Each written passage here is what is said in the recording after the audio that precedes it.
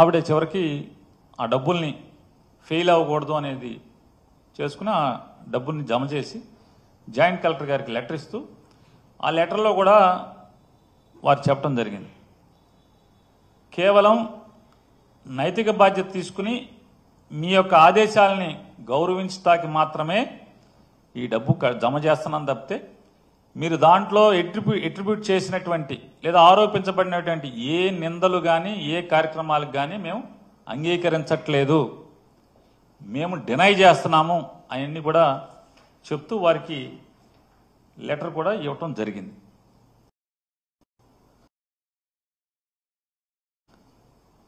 Joint collector గారికి అంటే జయసుధా గారు తరఫున వకీల్ గారు క్లియర్ గారు వెళ్ళి జేసీ గారిని కలిసి అందజేయటం జరిగింది.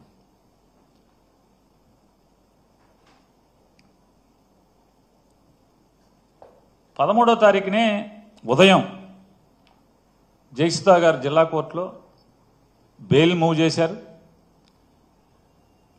బెయిల్ మూవ్ చేసిన తర్వాత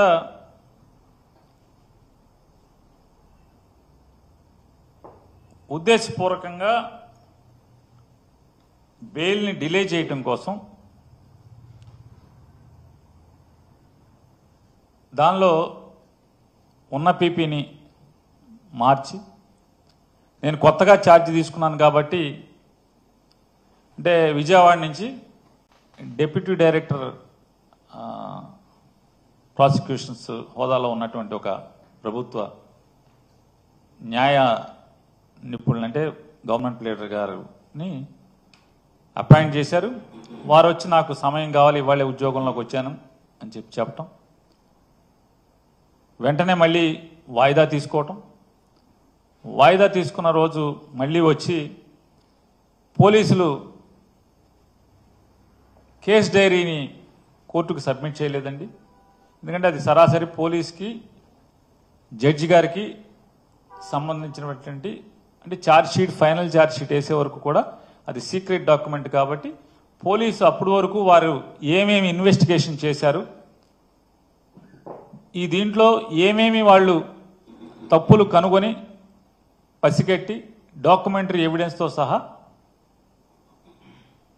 వారు నిర్ధారణకు వచ్చారో అవన్నీ కూడా జడ్జి గారికి రాసి ఇవ్వాల్సినటువంటి రిపోర్టు.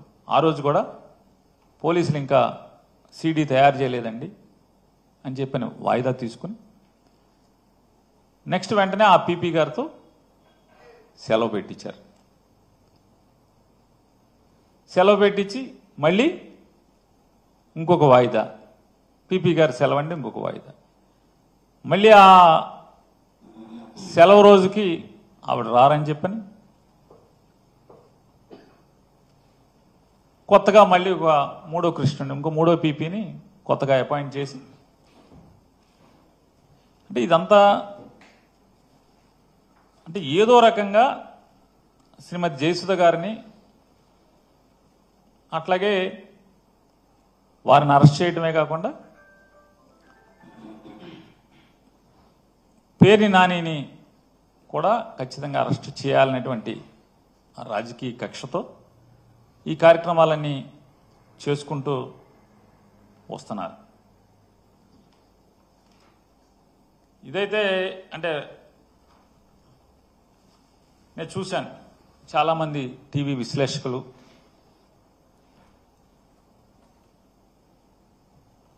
అట్లాగే మంత్రులు ఏడి పేర్ని నాని ఏడి ఎక్కడికి వెళ్ళిపోయాడు మాట్లాడ్డే, ఇన్నాళ్ళు ప్రతిదాన్ని వైసీపీ తరపున భుజాన్ని వేసుకుని మాట్లాడేవాడు,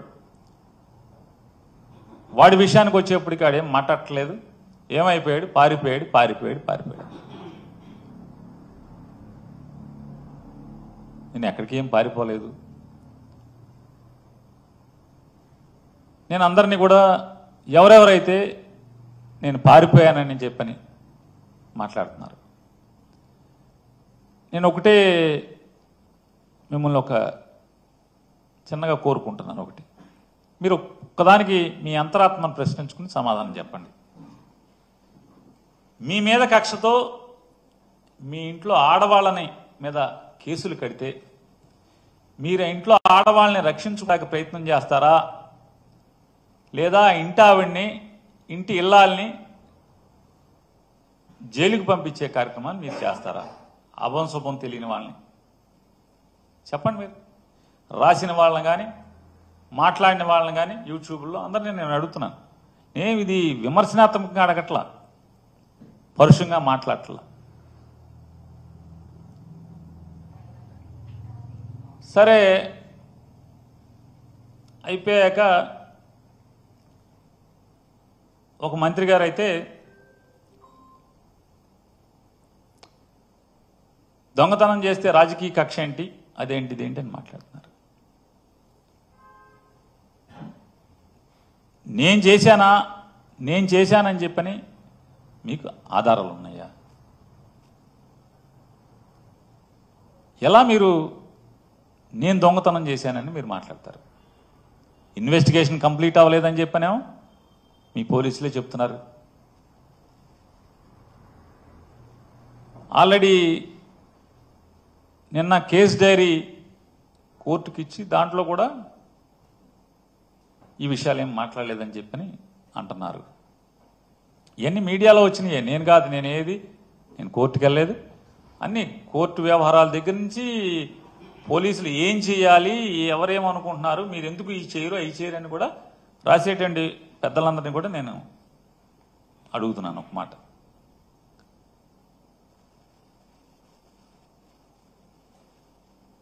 కేవలం అద్దెకి ఆశపడి గోడౌన్ కడతమే తప్పితే అద్దె వస్తుంది, దాని మీద లోన్ ఉంది, ఓ 3 ఏళ్ళో 4 ఏళ్ళకో లోన్ తీరిపోతే తర్వాత ఖర్చులు పోను వచ్చేది ఉంటే సరే చచ్చిపోయే వరకు బతకడానికి సరిపోద్దని కట్టింది తప్పితే తప్పుడు పనులు చేద్దామని కాదు కదా. నిజంగా తప్పుడు పనులు చేయాలంటే ఇదే కావాలా? ఇది చేస్తాడు ఎవడన్నా? ఇది చేస్తారా? ఇప్పుడు నేనేమన్నా పిచ్చోడినా, లేకపోతే హ్యాబిచువల్ అఫెండర్నా? నేను అలవాటు పడిపోయినటువంటి నేరస్తున్నా?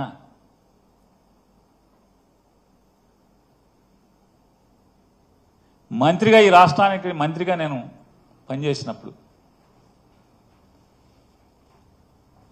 వెనకలికి పెద్దలు చెప్పిన సామెత ఉంటుంది కదా,